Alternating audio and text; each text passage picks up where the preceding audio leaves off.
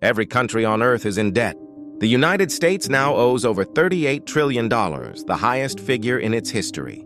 The European Union carries around $14 trillion, Japan almost $9 trillion. Even oil-rich nations like Saudi Arabia or export powerhouses like Germany and China all owe enormous sums. But here's the paradox. If everybody owes money, who exactly is owed?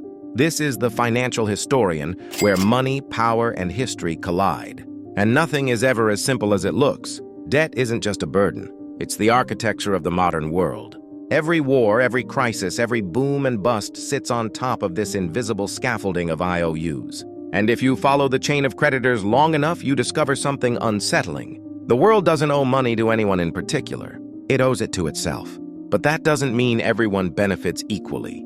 To understand how we reach this point, a planet drowning in over $315 trillion of total debt, nearly 3 times the size of the global economy, we need to go back to the beginning. Centuries before the first credit card swipe or digital transfer, the idea of national debt was born not in Wall Street, but in war. In 1694, England was fighting France and running out of gold. The king turned to merchants for help. In exchange for a permanent stream of interest payments backed by future taxes, they financed the crown. To manage this new arrangement, the Bank of England was created. It was revolutionary.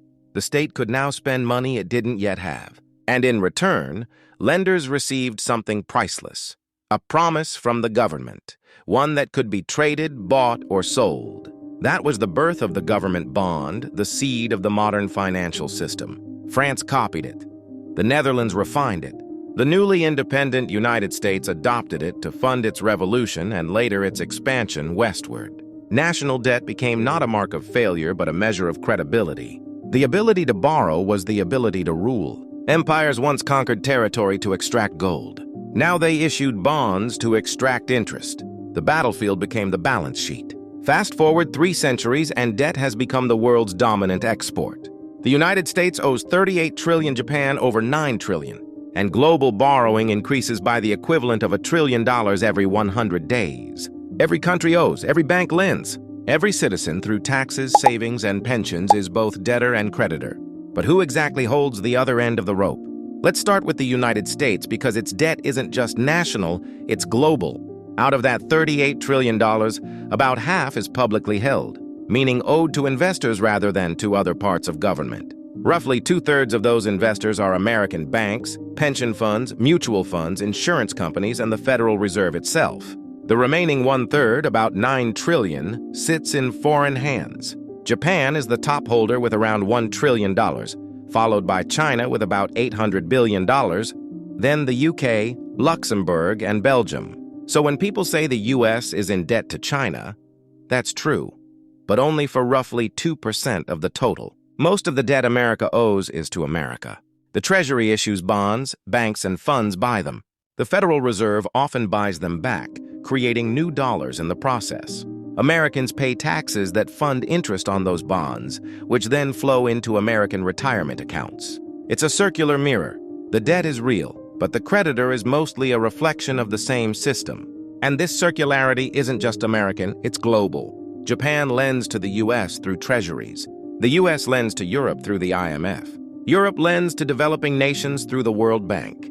Developing nations, in turn, lend back to advanced economies by parking foreign exchange reserves in Western bonds.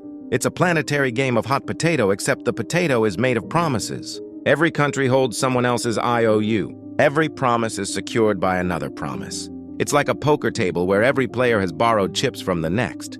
And the only rule keeping the game alive is that nobody stands up. But there's a fourth layer, the most powerful of all, the markets themselves. Behind every government bond sits a web of institutions, hedge funds, pension funds, sovereign wealth funds, and central banks managing tens of trillions in assets. They are the true arbiters of credit. They decide which nations can borrow cheaply and which will pay a premium for survival. When they lose confidence, currencies collapse, governments fall, and entire economies can be restructured overnight. Democracy decides who governs, markets decide who survives, and the ultimate market maker, the modern high priest of this system, is the central bank. Central banks don't merely manage debt, they manufacture it. Every time the Federal Reserve or the European Central Bank buys government bonds, it creates new money in exchange. The liability of one balance sheet becomes the asset of another. Every dollar in circulation represents a unit of debt somewhere else. There is no such thing as debt-free money. Every coin, every bill, every digital dollar has an IOU engraved invisibly on its surface.